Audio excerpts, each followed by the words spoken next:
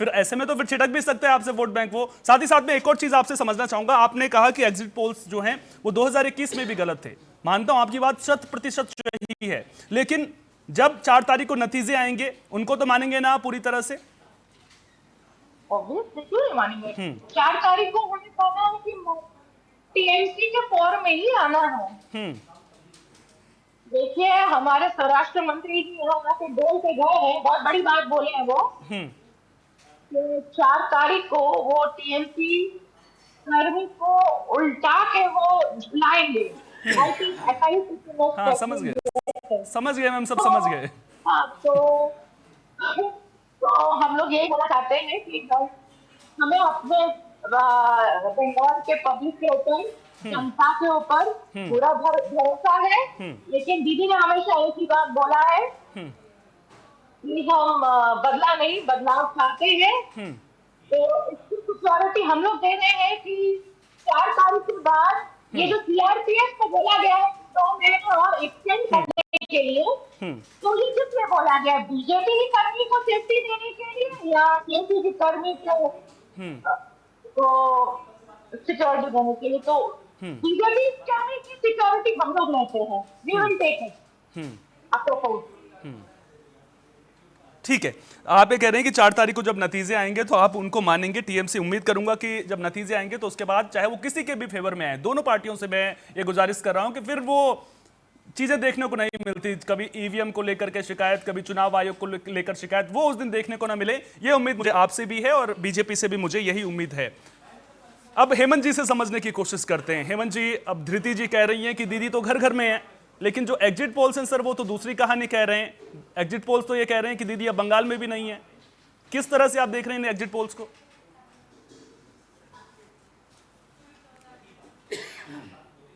Sir unmute कर दीजिए।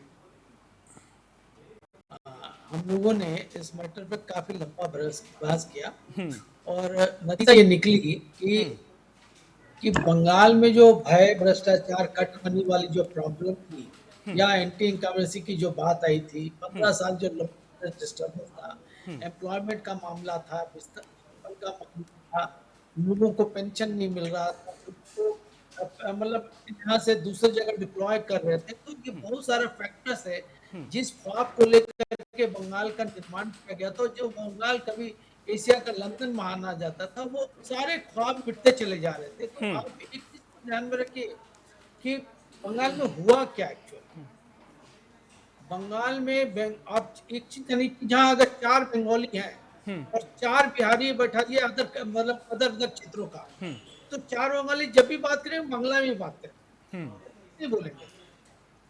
तो ये जो फीलिंग्स थी वहां पर, वो ममता के तरफ जा रही थी, जिसको मां मानू माटी के हिसाब से वो इनकैश करने का कोशिश की। लेकिन आप बताइए, पेट पे हाथ रख कर कितने दिनों तक, कब तक किसी को मनवाते रहेंगे?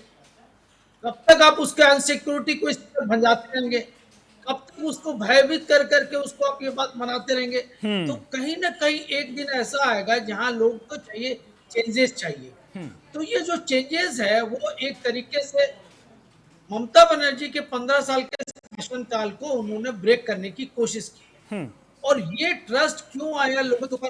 क्योंकि देखिए, भारत में 20 से 22 राज्यों में भाजपा की सरकार है और जहां भी उसकी सरकार है, जीडीपी जो है सो लेवल पार किया है, एम्प्लॉयमेंट अच्छी आई है, वहां पर इंडस्ट्रियल कॉरिडोर हो रहा है, एम्प्लॉयमेंट लोगों को मिल रहा है, एमएसएमई का मामला बढ़ रहा है, इंडस्ट्रियल कॉरिडोर आ रहा है, सिक्योरिटी आ रही है।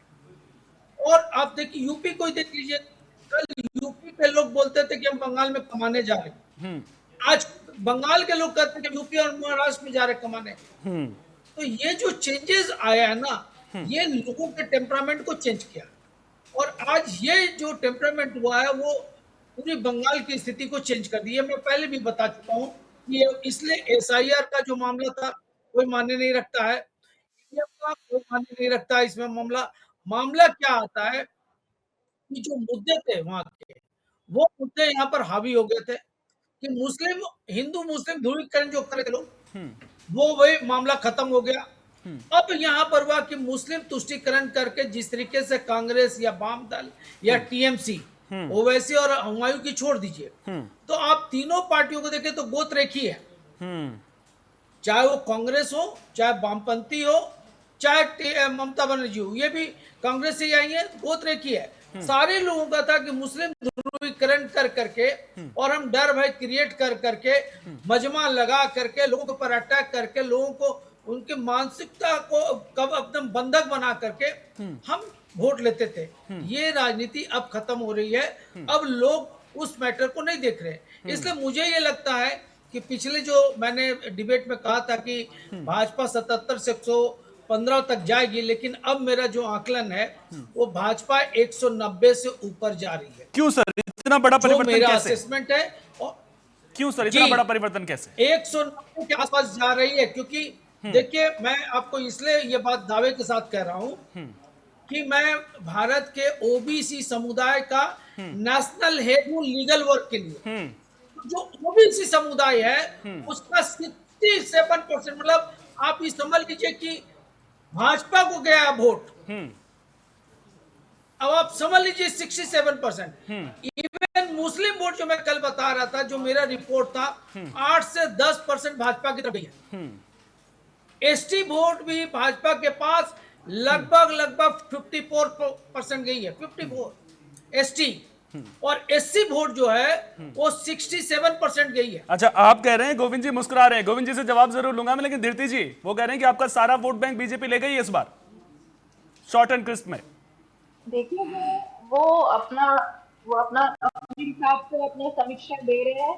हाँ देखिए हम लोग पूरा एकदम 100% श्योर हैं हाँ। कि टीएमसी चौथी बार अपनी सरकार बना रहे हैं। मुस्लिम वोट इंटैक्ट है और वो टीएमसी के फेवर में ही आए हैं।